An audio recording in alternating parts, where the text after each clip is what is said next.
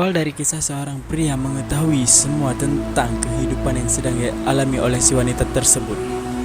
Dan si pria itu pun berkata, pada hari itu, pria itu pun berjanji kepada si wanita tersebut bahwa dia akan menerbangkan si wanita tersebut ke bulan.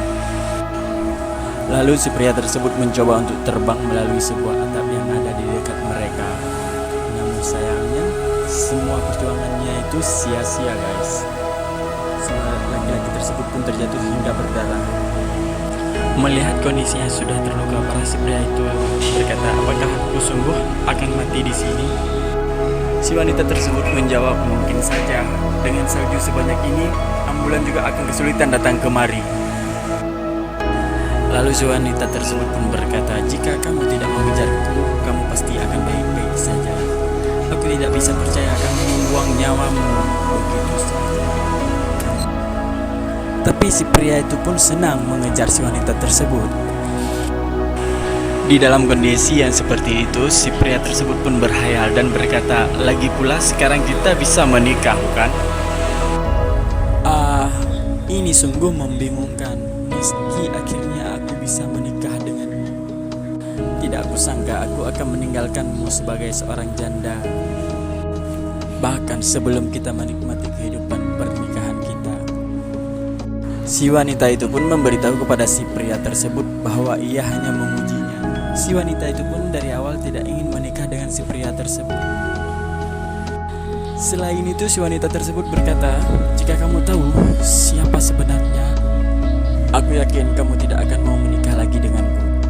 Lalu si wanita tersebut menggigit jarinya hingga sampai berdarah. Darah yang keluar pada jari wanita tersebut diberikan kepada si pria yang sudah sekarat atau yang sudah terluka parah. Dengan tingkah yang sangat bodoh dan sangat konyol, si pria itu berkata, tidak, kamu berdarah lagi. Jika dipikir-pikir, bukankah si pria tersebut baru saja terluka parah beberapa menit yang lalu? Dan si wanita tersebut mengatakan, dia menunda saja darahnya. Jika meminum darah ini, ada kemungkinan kamu bisa selamat. Pria itu pun berkata, apa maksudmu? Bagaimana mungkin? Sebelumnya, kamu membicarakan tentang kisah Putri Kaguya, kan? Di akhir kisah itu, Kaguya memberikan surat kepada orang tua dan sang kaisar. Tapi dia juga memberikan mereka satu hal lagi, yaitu Aleki Haora, obat yang bisa membuat awet muda. Dan disinilah pria tersebut mulai kebingungan dengan apa yang diceritakan oleh wanita tersebut. Namun entah sang kaisar tahu kedua orang tuanya tidak meminum obat tersebut.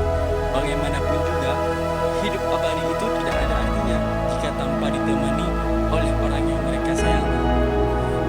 Karena itu sang kaisar memberikan obat itu kepada bawahannya dan menyuruh membawakannya di puncak gunung Genting. Dengan begitu dia berharap bahwa pesannya bisa sampai ke Putri Kaguya. Tidak peduli sejauh apapun dia. Si pria tersebut mulai bingung, apa yang kamu bicarakan? Namun, Iwasaka memiliki putri yang sangat dia sayangi jauh lebih dari apapun. Umurnya baru 16 tahun dan berada di ambang kematian.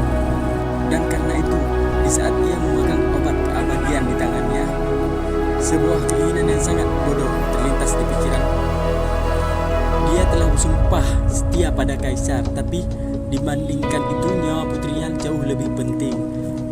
Putrinya telah menerima takdir dan sudah siap untuk hidup dan mati sebagai seorang manusia.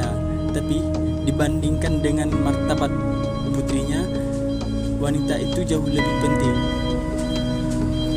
Dia bahkan tidak berhenti untuk memikirkan tahun ke tahun sendirian yang tidak ada akhirnya, yang tentu akan tiba.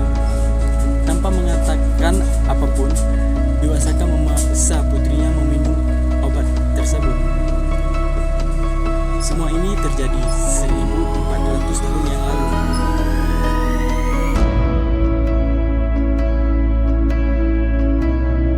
Namun putri Iwasaka itu sebodoh ayahnya. Karena itu dia tidak pernah putus asa dan terus berpegang teguh pada mimpi yang mustahil. Andai bisa saja mencapai bulan, mungkin ada kemungkinan Kaguya masih berada di sana. Lalu mungkin dia bisa menjadi manusia normal lagi. Ya, itulah keseluruhan ceritanya. Si wanita tersebut pun bertanya kepada si pria itu, bagaimana? Apakah kamu sungguh masih mau menikahi sama gadis yang seperti ini? Lalu si wanita tersebut berkata, aku akan memanggilkan ambulan. Jadi jangan mati sekarang bocah.